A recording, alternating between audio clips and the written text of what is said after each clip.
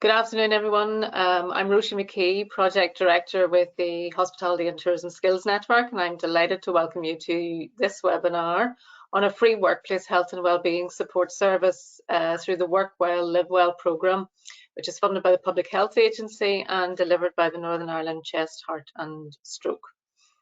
This webinar is the last in a series of information sessions that have been hosted by the HATS Network in partnership with Tourism NI to share details on the available funded skills support which exists across a range of partner organisations to help you develop your people and your business as the industry starts on its pathway to recovery. We'll be sharing links on tni.com for the other sessions that have been delivered in the series, along with this one, which have covered innovation vouchers, knowledge transfer partnerships, support for upskilling from the FE colleges and Invest NI, and support for apprenticeships. As all the sessions have been recorded, you'll have the opportunity to access at a time that's convenient for you if you haven't been able to join us live for them. Just before we begin, just by way of introduction to the HATS network, which I facilitate, which some of you may not be familiar with, the network brings together a strategic group of sector employers and key stakeholders who have a collective interest in addressing issues around sector attractiveness and skills development within the tourism and hospitality sector. One strand of our activity is focused on raising employer awareness of the available funded skills support to help the sector build back better from the impact of the pandemic. And it's within that context that we're bringing you these bite-sized information sessions to hear about the skills support and to help provide ease of access. So as health is a key part of work, this webinar session will look at funded workplace health and wellbeing support, which is particularly important now as employers look to build back with a more resilient workforce. So to begin, it's my pleasure to welcome Emma McCrudden, who is the Programme Manager with Work Well, Live Well programme. To kick things off, we'll have a short presentation from Emma, and then we'll open up for any questions at the end, which you can submit directly into the chat function, which you'll see on your screen. So for now, we'll hear from Emma.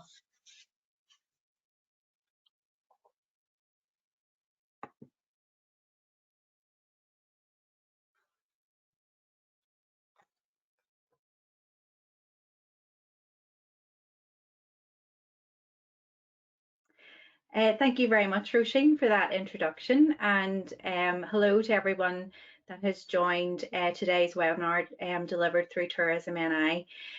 My name is Emma McCrudden, and I'm the Programme Manager for Work Well, Live Well, which is a free workplace health and wellbeing support programme fully funded by the Public Health Agency. I work for Northern Ireland Chest, Heart and Stroke, so deliver Work Well, Live Well in 4 areas across Northern Ireland. And I also want to mention our service provider colleagues, which are Developing Healthy Communities, who cover the Western Trust. But I'll get into that detail as we go through the webinar, just in terms of how you can get in touch if it should be of interest.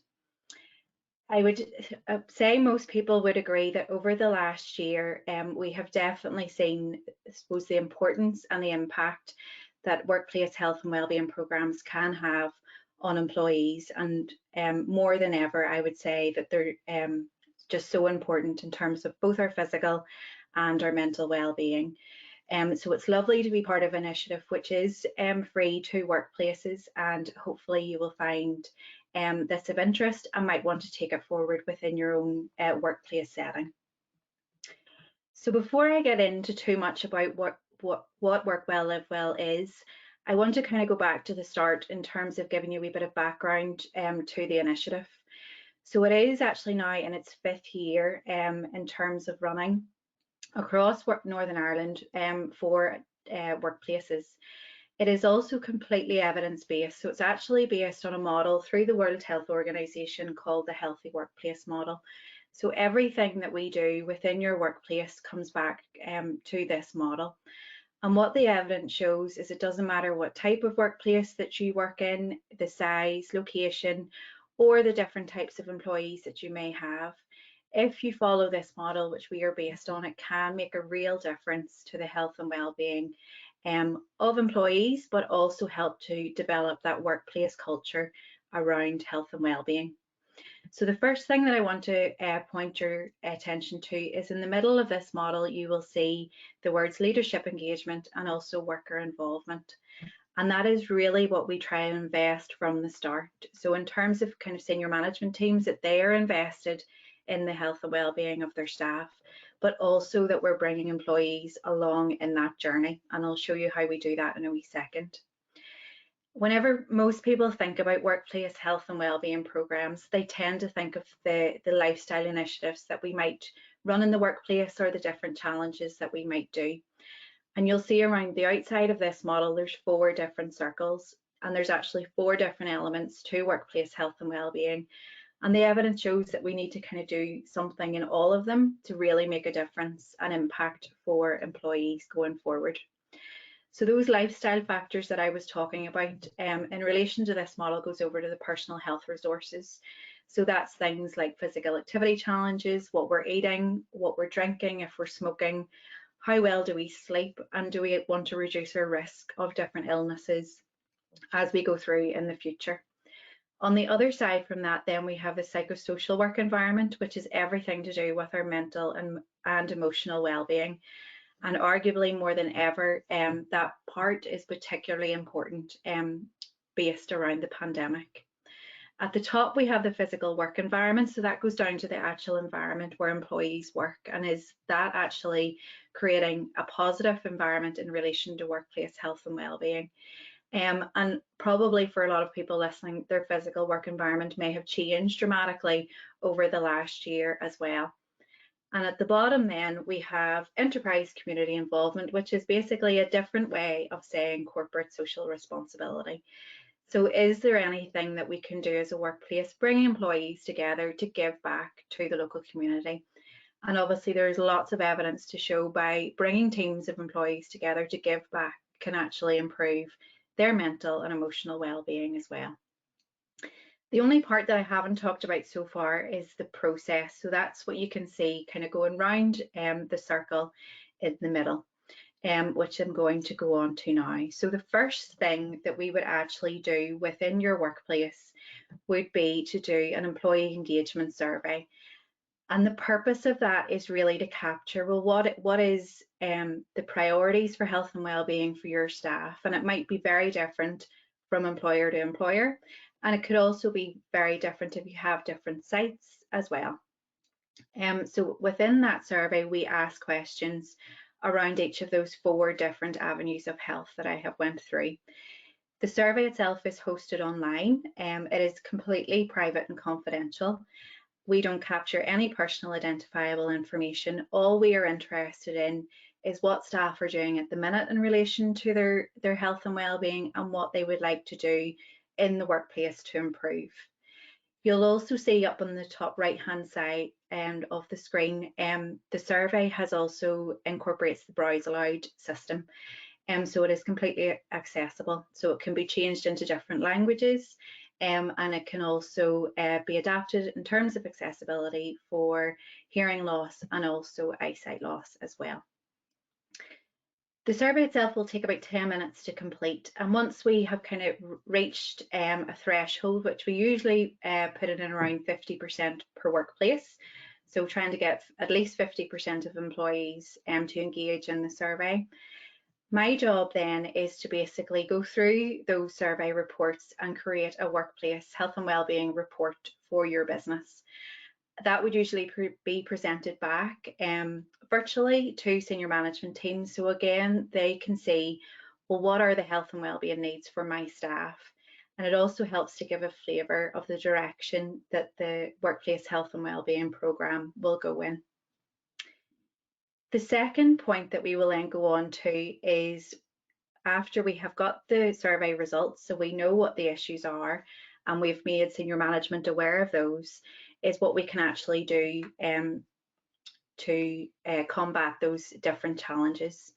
So we would work with employees within your organisation that we would train up to be called workplace health champions. So the training this year again has changed dramatically. So it's now again hosted online in line with kind of current restrictions, and that may change over the next year or 3 years, which the programme lasts. So the training itself lasts 2 days. The first day we bring health champions from lots of different workplaces together, and we feel that's really important because it's a good opportunity to share workplace to workplace of what different initiatives they are planning, so that there might be something useful that you can bring back to your own workplace. So the first day is very much with those health champions discovering, well, what is workplace health promotion? Why is it so important? But also helping the health champions to kind of come up with ideas around what they can actually do within the workplace to help target those issues that have come out of the survey. The second day of the training then, or half day I should say, is then hosted directly with health champions from your own workplace. And we would facilitate that session in bringing together the survey results from employees, also the learning that's came through the health champion training, and together we would start to develop what we would call a workplace health and wellbeing action plan. Within that action plan, we initially plan for a year, although Work Well, Live Well is a 3-year programme, but just experience has taught us that it's easier to plan for a year within a workplace setting, and we then build on that year on year. A new element that I also wanted to highlight to the programme, which just started this year, was trying to really build on the mental health work that we had already done in relation to workplace health and wellbeing. So to do that, we've brought in 2 new areas to Work Well, Live Well. The first is that we have partnered up with the Mental Health Charter, which was developed by the Equality Commission in Northern Ireland and developed alongside lots of different partnering voluntary and community sector, very much related to mental health, which you can also see up on the screen. The Mental Health Charter is a voluntary commitment for workplaces where you would work towards 5 commitments that you can also incorporate into Work Well, Live Well, to really ensure that we're reducing the stigma around mental health illness within the workplace, but also if someone has a mental health condition or illness and perhaps go off work for a period of time, that we know what to do and have those processes in place to be able to support those individuals back into the workplace setting. Another part that we have added, which fits very nicely into the Mental Health Charter, is also mental health first aid training. If you've never heard of mental health first aid training before, if you think of just your normal first aid, mental health first aid works very much in the same way. So it's trying to increase awareness around mental health for the mental health first aiders, but so that they have the confidence, but also the skills to be able to signpost individuals to support organisations that are available to them. And ideally, those mental health first aiders should be individuals that staff are comfortable in going to. So peer-to-peer often works very well for that as well. In terms of then the support that we provide throughout the 3-year programme, very much depends on what comes out of your survey, but also what your health champions decide to put into your action plan. So I've put up on the screen some of our more kind of popular programmes that you will have access to in relation to Work Well, Live Well with Northern Ireland Chest, Heart and Stroke. So over this past year, we have turned our, what we would have called our lunch and learn or workplace talks into webinars and cover lots of different lifestyle factors in terms of reducing risk and improving health and well-being. We've designed those in a way that we are trying to get away from people just coming and listening to us, but also trying to give them practical tools and solutions that they're able to then invest in their own health and well-being and take those forward. For the health champions, we also run what we call different learning events. And we very much kind of link with our health champions to find out, well, what is it? And what are the issues in your workplace and what can we help to provide a different learning event on? So the flyer I have up on the screen is currently what we are delivering kind of at the current situation. And it's very much around trying to build those connections back in relation to employees. So whether people are working from home, have been furloughed, to try and kind of get that sense of team back together. Financial wellbeing has also been something that has been an interest to workplaces that are currently going through the programme, as well as all of the mental health support. Musculoskeletal health has also come up as a big priority, especially for those that have maybe moved to working from home and maybe not having kind of the same resources that they would have had in their normal workplace setting. We have also developed lots of different physical activity challenges within the workplace. Usually the challenge element works very well. So we have different programs. You can see the one up there is Couch to 5K, of ideally trying to bring employees together to do that. Again, trying to bring that sense of connection back. Ours is a wee bit different than your normal Couch to 5K, as we also try to incorporate strengthening exercises into it as well, rather than it just being about, rather than just the cardiovascular side of things. And then we also have different challenges where we would bring our workplaces together. So you would be competing against a workplace maybe down the road or across the different trust areas as well. And they include things like step challenges, but also trying to get people to move more in their working day, to kind of think about the importance of movement. And the final one there that you can see up is then our mental health first aid training. Again, the mental health first aid training is certified for the health champions or other colleagues that are taking part in it.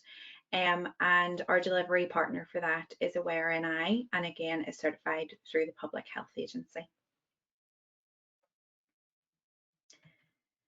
Okay, so the next thing that I wanted to show you was, it's all well and good me talking about work well, live well, but I wanted to give you an idea of a workplace that has been through it in terms of a video that we had put together last year.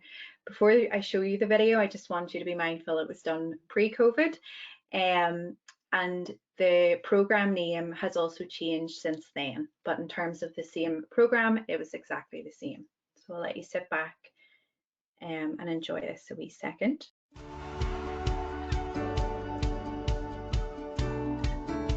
Well, we were looking for a structured programme that would address employee wellbeing, and the Well Team initiative seemed that it would do that for us. Northern Ireland Chest, Heart and Stroke came out to see us and talked us through what would be involved in the programme. It definitely ticked all the boxes of what we were looking for.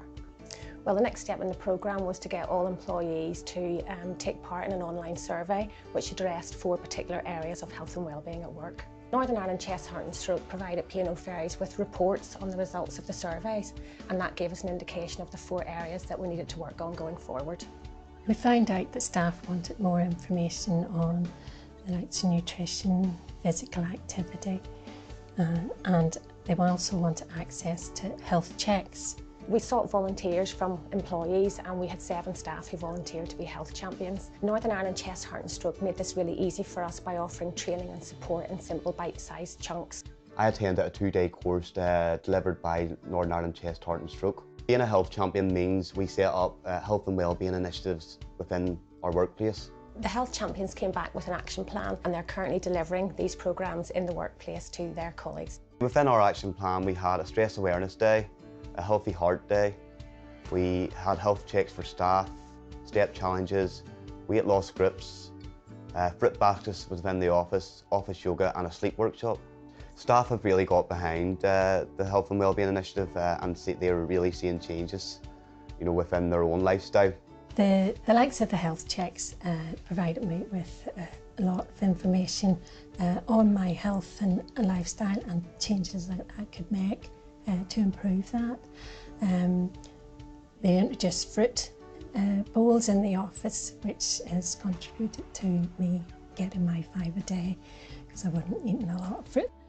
The likes of the stress awareness day that we did, it helped me recognise when I'm getting stressed and provided me with tips on how to relieve the stress and relax more. And then the steps challenge was very good too, so it was, because it got me out walking more and maybe think about my exercise, and I now taking up cycling and swimming as well. At the end of year 2, we plan to reissue the staff survey as a monitoring tool, and the results of that will help inform us of what future health initiatives we might implement at P&O Ferries. I'm delighted that we decided to work with Northern Ireland Chest, Heart and Stroke, and the Wellbeing programme really helped P&O Ferries to implement our employee health and wellbeing initiative. There's been a real improvement in staff wellbeing, staff morale, teamwork. It really has been good for P&O Ferries.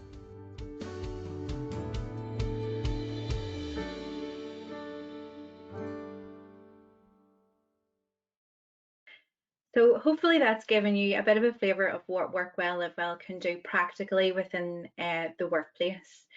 So hopefully by this stage you're asking yourself, well, how does my workplace register for this free programme? And you can see this up on the screen.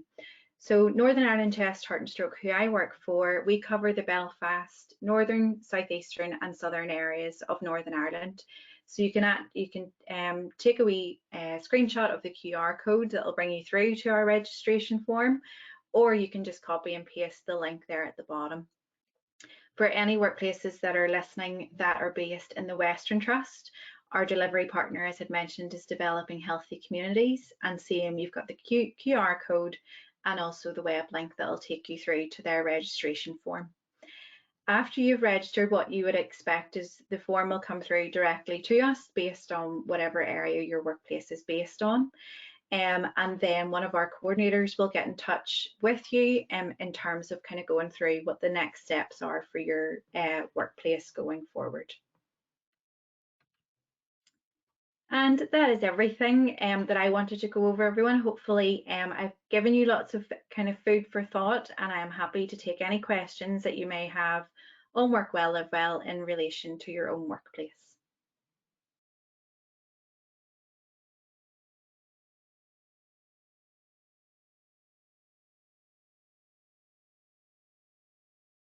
Hi, now if I can ask, Emma's back with us just for the questions.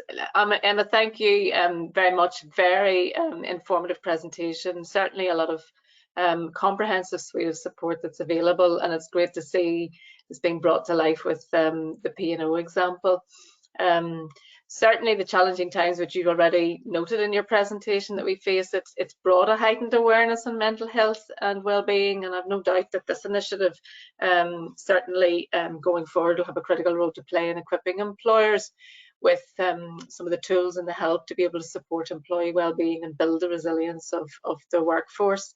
As I say, we're just opening up to questions at this stage, and again, just to those of you listening in, if you have particular questions for Emma, if you want to put them into the chat function and we'll pick them up. But perhaps I just open up with a couple that we have here already. Emma, just in terms of the programme, is it open to all workplaces? Yes, Roisin, I've also seen a question in the chat that I'll pick up on just in terms of building on that question too. So Work Well, Live Well it's aimed at small and medium-sized businesses, but we can take in some large as well. I suppose in terms of the stipulations through the Public Health Agency, who the programme is aimed at, is more focused on, as I mentioned, the small and medium. It's not to say large are excluded. However, it is more aimed at workplaces that maybe haven't invested in health and well-being before within their staff, or if they have, they've kind of just dipped their toe in the water of it. The larger organisations tend to have a lot more kind of structured support around health and well-being for staff. So really, we're kind of looking for the businesses that maybe haven't invested in a structured way in the past. I'd also seen just a question in the chat just in terms of do you need to be based in Northern Ireland to take part? So ideally, how we would split the organisations across the different areas is based on where your head office is. So if your head office is based in Northern Ireland, then yes, you can take advantage of the programme. We do have lots of organisations that maybe are based in Northern Ireland but also have sites down south or over the water. but as long as the head office is here, that's absolutely fine, and we can support those different sites in relation to the likes of the survey and the training. However, some of the resources that we would signpost to would be different in terms of what access there is either down south or again across the water. Great, thanks. And another one that's just come in there as well, sort of linked to that, you talk about obviously the support for small businesses. There's somebody that's describing themselves as a very tiny business, so the micro businesses there, they've just got less than 5 employees. Can the initiative be tailored to that size of a business as well? Yes, so in terms of micro, we would kind of classify that anyone with under 10 employees. So the program would just work slightly differently. So for example, whenever we're doing the survey in terms of the baseline priorities for staff health and wellbeing, we try to ensure that majority of those 5 in this case, I think it was, that just in terms of trying to keep their confidentiality from anything that might come through the survey protected, would be the likes of, we can run the likes of focus groups as well. The program still works as well in terms of a small business, so that's absolutely fine. The initiatives might just be less kind of spread out. Obviously, with only 5 employees, you mightn't have the same kind of want to be able to do things every week, for example. There's no stipulation in saying that and how often you should do health and wellbeing initiatives based on what comes out of the survey. We're very flexible in trying to make sure it meets the needs of the business and also the employees. And have you had any scenarios where you'd have businesses come together maybe in a cluster, if it was a group of micro, businesses or is it all individual application based?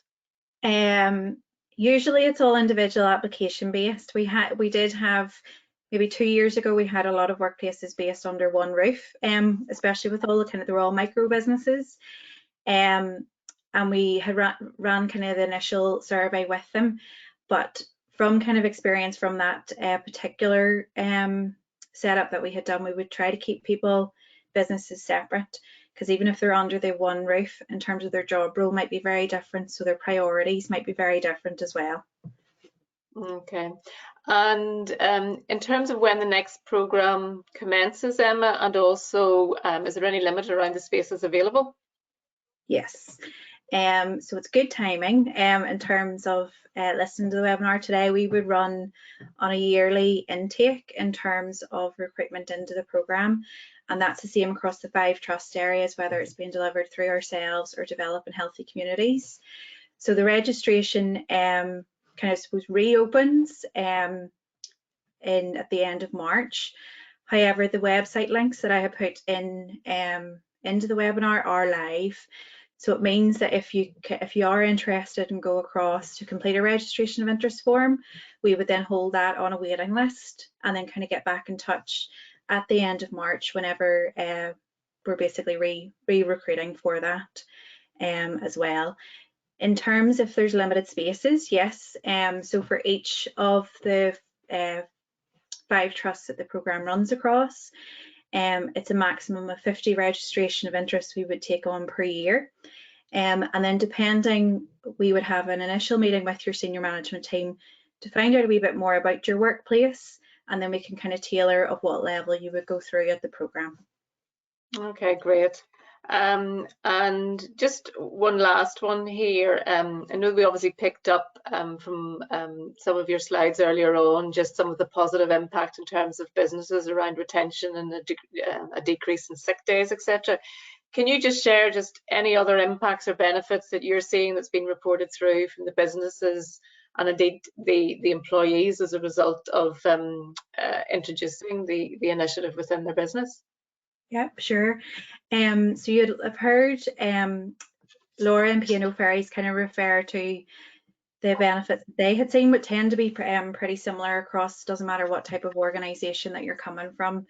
The main thing that things to come back, and especially at the minute over the last year, has been the teamwork element, and especially with people, I suppose, working more isolated, or maybe in terms of the workplace that you're from, if you've had to furlough staff, in terms of that isolation piece as well. So I suppose for the benefits for the employer in that point of view, it's the teamwork, but also building up the resilience of staff to whatever comes next down the line in relation to the pandemic.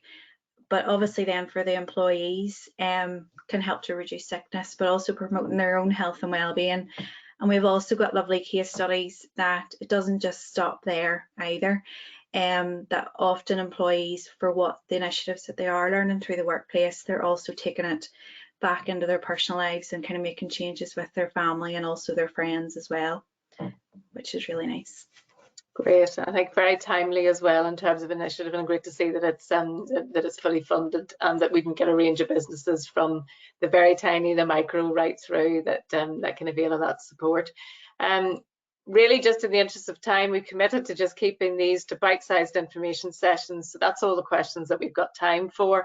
So I look to wrap things up and bring the session to a close. Emma, just to thank you for your time and contribution this afternoon. I'm sure those listening will agree that it's been a very insightful session.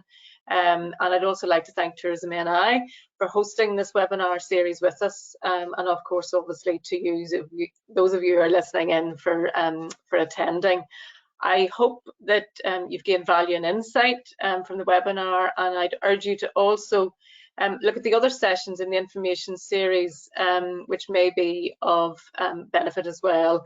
As I noted earlier, we will be sending on a copy of not only the presentation from this session, but also the links to the other sessions in the series, so that you can access details on those, along with the skills funding guide that we produced, which provides an overview of all the support programs and the contact details for follow-up. So all that remains is for me to thank you for your time, to have a great week ahead, and every best wish in your preparations for reopening, and a focus on your people as a key part of that strategy to build back with a much more engaged, happy, healthy and resilient workforce. Thank you.